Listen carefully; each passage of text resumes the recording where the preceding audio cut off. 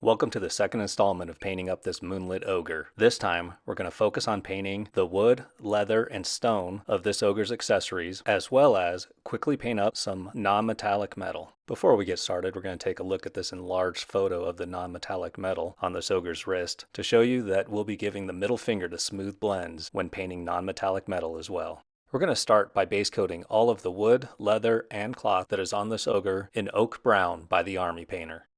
This will include the handle of his hammer, the protrusions on both sides of the head of the hammer, the inner area of the two shields on his waistline, the cloth part of the armlet on his left arm, his chest strap and shoulder pad, as well as the rope and horns located at the top of his body, and the fabric that makes up his loincloth and lower leg wraps.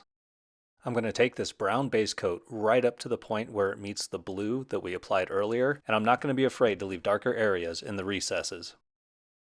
Once the coverage of the oak brown is where we want it, we're going to mix up a 50-50 blend of oak brown and deep blue by the Army Painter, and we're going to thin that down a little bit with water, and we're going to apply it to all of the areas where the oak brown meets the deep blue in order to smooth out the transitions between those two colors. Focusing on the leather now, I'm going to slightly lighten the oak brown with a little bit of ice yellow. And then using a series of short strokes or stippling motion, I'm going to apply this mix to approximately 90% of the leather on this ogre. I'm going to do this in several steps, each time making the oak brown a little bit lighter with the ice yellow, and I'll be covering approximately 15% less of the leather with each pass. And I'll be performing these steps on the fabric that is on his left hand, left leg, and the rope on his back as well. I'm going to take these highlights pretty far, culminating with just a couple dots of pure ice yellow. I'm going to apply the highlights haphazardly so that the leather looks more worn rather than shiny. Next, I'm going to take some skeleton bone by the Army Painter and start applying it to the skulls that are on the spikes on the ogre's back as well as his horns. Then I'm going to take some Agrax Earthshade by Citadel and apply it to the horns closer to where they meet the skull to darken that area. I'm going to use yellow ochre to add a midtone to all of the wood areas. This is a pretty cheap yellow ochre paint. I believe it's Artist Loft paint, but I really like this one. I am going to make sure to leave plenty of the oak brown showing, and I'm going to draw this yellow ochre onto the model in sort of a grain pattern. I love using yellow ochre for wooden elements of a model. It just seems like such a more natural color for wood that has had the bark removed. And I almost forgot to add some to the inner part of those shields on his waistband. I also decided to go back and add a little yellow ochre to the rope. I felt like that just differentiated it a little more from the leather and fabric that already appears on this miniature. And then I added a small amount of matte white to the yellow ochre and went back and highlighted all of the wooden elements. Using Pure Mummy Robe by Army Painter, I added highlights to the ogre's horns as well as to the skulls on his back. Moving on to the ogre's hammer, we're going to use Necromancer Cloak to base the stone part of the hammer. The painting of the hammerhead goes very quickly. We're going to take some uniform gray and just stipple it around a large portion of the head of the hammer, and we're going to apply some edge highlights with the uniform gray. And then we're going to switch to some ash gray, which I decided not to show you very well here on camera. And we're going to continue the stippling process, this time covering a little less area. And we're going to add some edge highlights, once again covering a little less area than we did before. And now that we're done with the hammer, we can move on to the non-metallic metal parts. Taking some matte black, we're going to paint all of the pieces of this model that we want to do in non-metallic metal. Now there are a lot of metal parts to this model. Fortunately, none of them are very large, so this is going to go fairly quickly. We need to make sure we hit everything, including the bands on the hammer as well as the handle of the hammer itself. There are metal plates on his chest that we need to hit, as well as that little metal dongle that is hanging in front of his dongle. We need to paint the rim of the shields on his waist, bands on the wooden spikes on his back, and don't forget the little spikes on his hammerhead, and all of his piercings, and finally we will paint the ogre's metal bracelets. We will paint all of this in black, and we will not cover any of the area that we previously painted blue, even though it is metal. The colors that I'm going to be using for this non-metallic metal are matte black and army green by the Army Painter, ice yellow by Vallejo, and a matte white. I'm going to start by using a 50-50 mix of the matte black and army green, thinned down a little bit with water, and I'm going to cover all of the metal areas almost completely. I'm not going to worry about pushing this mix into all the deepest recesses and corners.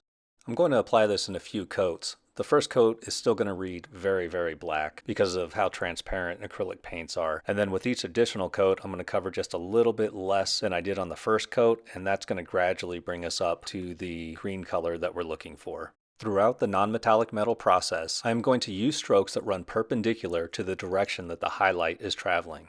So for example, on a cylindrical item, such as the bracelet, rather than drawing a line down the length of a cylinder, I would draw many short strokes back and forth across the rounded part of the cylinder. Next, using pure army green by the army painter, I'm going to continue the process, covering smaller and smaller areas with each coat of paint that I add. The army green is thinned with water, so it is still going to remain pretty translucent, which is why we're doing the 3 coats to build up to that green color. Now is where I really start to pay attention, mapping out my highlighted areas. I'm focusing on applying 2 bands of light down each of his armbands, and I am also starting to add edge highlights to all of the pieces that have sharp edges. Next, we're going to do a 50-50 mix of the army green by Army Painter and the ice yellow from Vallejo, thinned down a bit with water, and we're going to continue our process of adding highlights to all of the metal areas. So instead of using short strokes, I am now more or less just dotting the paint onto the areas where I want it, focusing on the center of the highlighted areas as well as dotting it on to the edge highlights. And once again, this will be achieved with a few thin coats. Dipping into pure ice yellow, thinned with water, we will be adding very little of this to the highlighted areas. Still not in the realm of adding just 1 dot at a time, but definitely more conservative. And what we've done here is once we've set up our palette with the black, green, yellow, and white, we're basically running down our palette, doing a pure color, then mixing the 2 adjacent colors, then a pure color, mixing the 2 adjacent colors. So we went from black to green and black, to just green, to green and yellow, to just yellow. Next, we will apply a mixture of yellow and white, finally culminating with just a simple dot here and there of pure white. And now we're into a mixture 50-50 of matte white and ice yellow, thinned with water, and things are starting to move pretty quickly right now. We're going to move just from one piece to another, putting little dots here and there. We're going to cover a little more area than we ultimately will with the matte white, but it's still going to move pretty fast. I know that this tutorial probably seems rushed. I'm moving through it fairly quickly. I do plan to release another video focused solely on this bronze non-metallic metal with a lot more raw footage showing how I paint it from start to finish. And now we move on to the pure matte white, adding just little dots where we want the metal to glisten. And once you realize that you've overdone all those highlights, you could dip back into your midtones, very watered down, sort of glazed consistency, and go over some of the areas to tone down some of those highlights. And then when you realize that you've toned things down a little too much, you can go back into your highlight colors and reapply some highlights. Honestly, you could go back and forth between these 2 steps as much as you want, and the end product, the end result, will get smoother and smoother with each pass. And then all that's left to do is sit back and admire your handiwork. Thank you so much for watching part 2 of painting up this Moon Lit Ogre. See you next time.